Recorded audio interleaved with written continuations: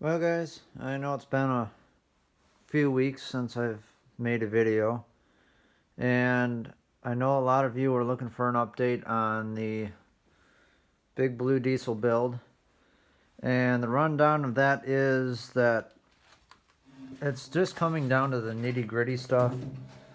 I currently have it like all torn apart over here as I'm tripping over stuff getting over here as usual. Front frame is out and it's all welded together. It just needs to be painted, and frankly it's just too cold to do that. I need to figure out why the engine does not turn over when you tighten down the flywheel bolts. It turned over fine when these bolts were not run in all the way, when these shroud bolts around the flywheel were loose, so I need to look into that at some point. I think I'm going to have to shorten my drive shaft a little bit more since I dropped the engine down in the frame. Steering is done. Cooling system, I'm going to have a radiator for it. It's on the shelf there. It's a 3-core radiator for a Mini Cooper, an older one. Have a pull to kill cable now. The throttle's been modified. I mean, it's like I said, it's pretty much at the point where it's just a little tiny stuff. The hydro linkage now works, as now the joint just came off because the nut came off on me. But I also have the 2-speed rear end in it. You can see the actuator shafts down there. I don't have any brakes hooked up yet on this tractor. That's coming eventually. I mean, it's not really a big deal for me. I mean, the brakes are going to be more or less a parking brake, as even the original Hydro-Track never had service brakes. When you look at the clutch shaft, there was no arm that activated the brake at all. It was the brake and the transmission is just used as a parking brake. Aside from that, the custom 7 build, well, it's tucked all the way up there, and I got the engine put all together, tried to get it started. I didn't have the right starter, so I was trying to pull start it. Got it to pop once, but it never took off, never really ran. So it's kind of sitting up there. The $50 SS16, I have not done anything with that yet. I did have the SS24 out a couple weeks back for a little bit. Then it got put back up there. The 318, finally changed the front tire, but sadly it's got a really bad rim leak. I mean, it's actually worse than the old tire, sadly, so I was only making one pass at a time, and then I'd have to put air in a tire, make another pass, and then put air in the tire, so I haven't fixed that yet. Hoping I don't have a trans leak, because I'm noticing a little puddle underneath the tractor there. Might just be water, because that's what all this is. But yeah, enough of that in the garage. Honestly, the biggest reason why, two reasons why you guys haven't seen a video from me lately. One, I'm back in school again, and two, yeah, I'm driving the white truck again. Now, for those of you that know, and I bought this truck back when I was 15, 16 years old, and this truck's been through 4 or 5 winters now with me, and it's starting to show its rust, and I've wanted to get it off the road in the wintertime, but here it is, and you ask why? Why is it on the road? Well, about 2 weeks ago I was driving around in my Cummins, and my 89 D250, for those of you that don't really know much about it. I don't know if I've ever really made a video on the truck. Well, the rear axle, the rear end blew up on me going down the road. And of course it had to happen about an hour away from home as I was picking up something. And that particular something is still in the back of the truck. You guys will see it eventually. So I've been looking around for the last couple weeks to find a rear end, and I finally found one. So the best way I can explain it is this would be the passenger side of the truck. And this is a full floating axle, so you have an outer bearing and an inner bearing. Kind of like if you looked at this as a trailer axle. So if you looked at it like that trailer over there, you have an inner bearing and an outer bearing. And this right here is the hub. And then the brake drum is fastened to it through the lug studs from the backside. And what happened is the outer wheel bearing somehow either got dry or it just got way too hot, and the bearing locked up.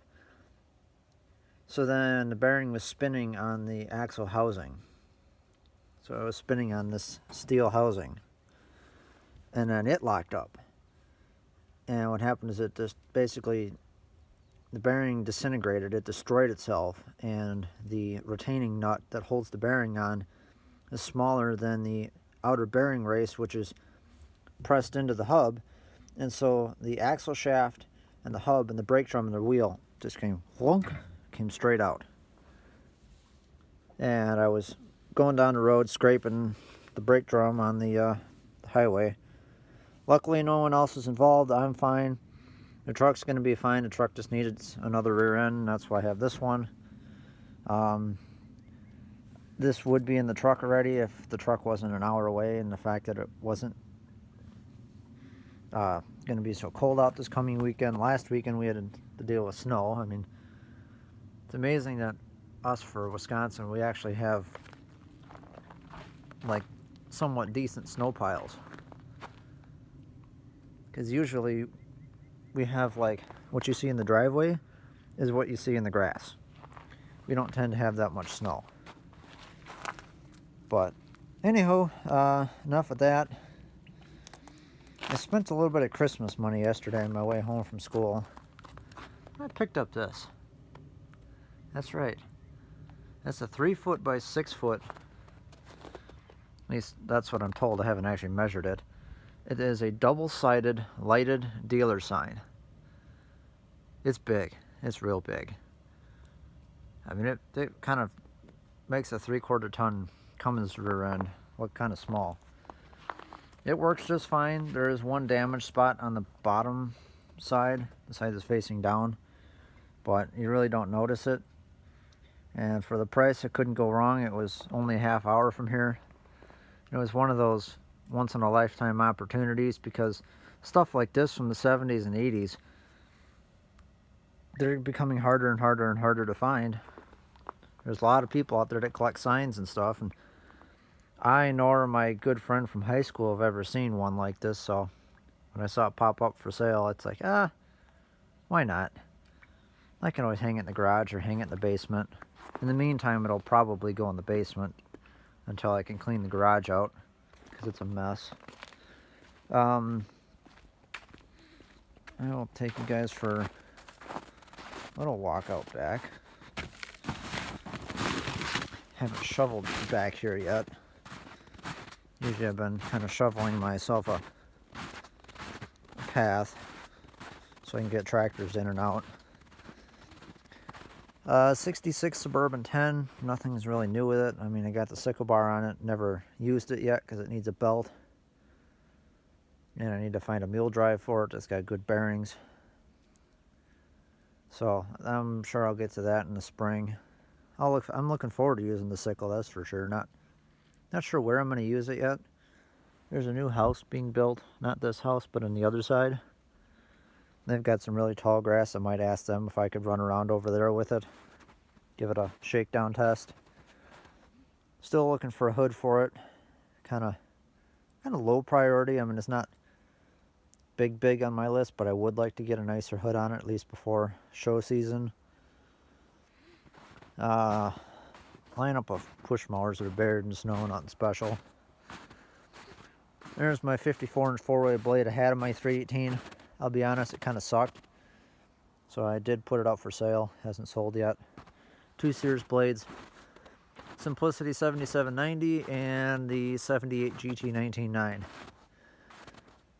I know I just need to put a carburetor on this thing, and this thing will probably run fine, but I've kind of lost the motivation on it. That's why it's been sitting outside. Because I took it out of the shed so my 83 John Deere 318 could be in the shed. But now that I'm back here looking at it,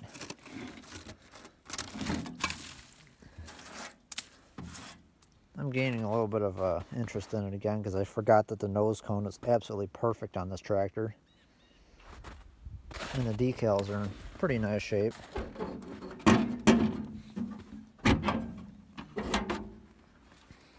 Yep, just the way I left it. All the air cleaner stuff that's in the shed still, sitting on top of one of my other tractors. Yeah, it was weird because this tractor would run, like you could tune the carburetor and get it to run somewhat okay, and then about 30-40 seconds later it would act like it's getting way too much gas and like not enough spark. So then it would shut off. After enough cranking at like full throttle, it would kind of sputter back to life. And so then I leaned the crap out of the carburetor, and that didn't help anything. I took the aftermarket fuel pump off and just kind of spliced in this original Onan style fuel pump. And I thought it helped, but it really didn't. I think I was having luck with it. I honestly don't remember what I've all done to this thing. I know I've had the carbon intake off. I think I've taken the exhaust off, and I think I've worked with the points, and I think I've changed the condenser on it. Because I had a problem where one of my 318s was running really rich, and turned out not to be a carburetor problem. It ended up being the condenser was bad. Changed the condenser, and lo and behold, the problem was fixed. Now, granted, I don't have new condensers here. I just have a bunch of used ones. So there's a chance it could have been a bad condenser I put on this tractor. But I never really dealt with it. Winter came, and there she sits. So, I don't know. We'll see. I may end up holding on to this tractor just because it is kind of neat having a 78 and a 79. Actually, one other thing came up. Just reminded myself. I was on one of the Facebook groups, and there was a guy who was parting out a 79 GT 19.9. The guy wanted way too much money for his stuff because he had the firewall with the correct model number for my 79.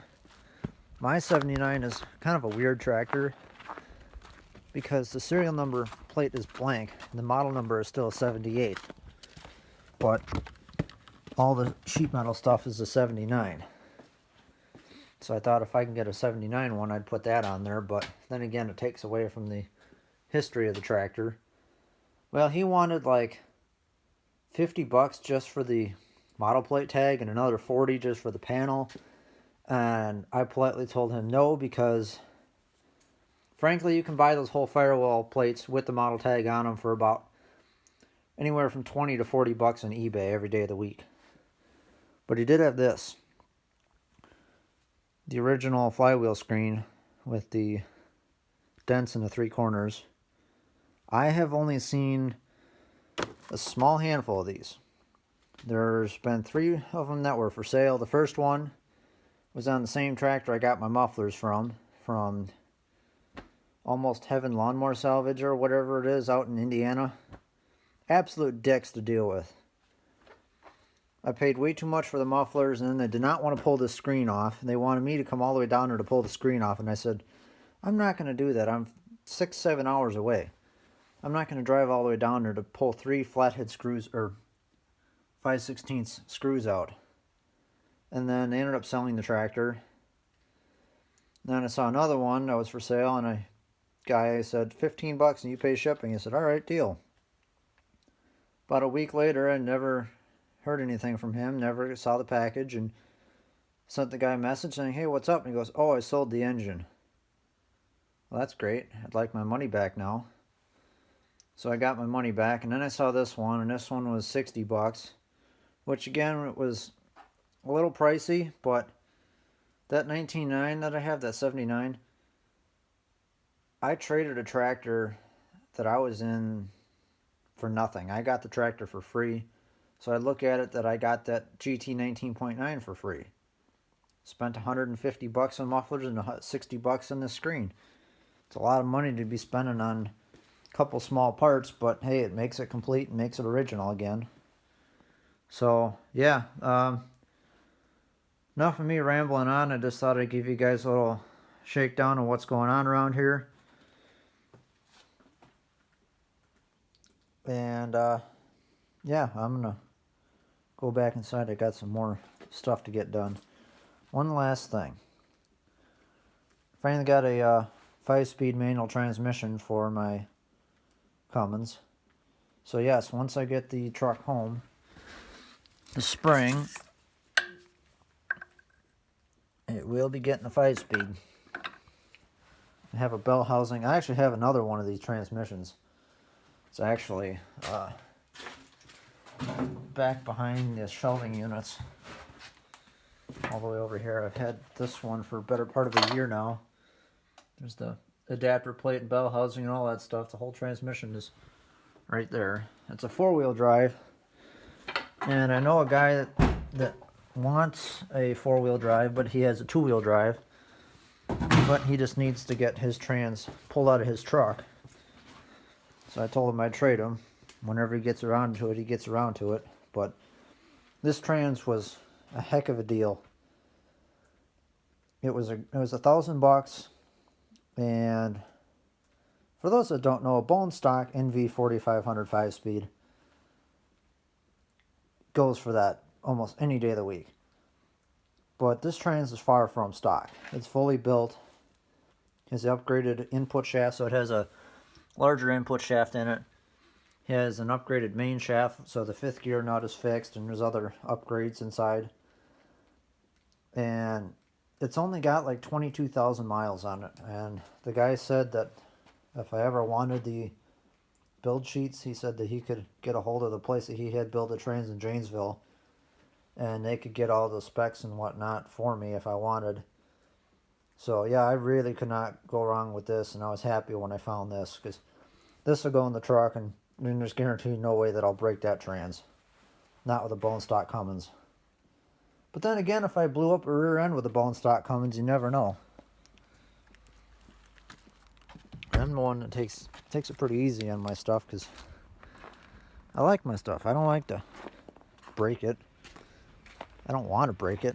It just costs more money to fix it, right? Well, with that being said, I'm going back in the house, and I will talk to you all later. Have a good rest of your day.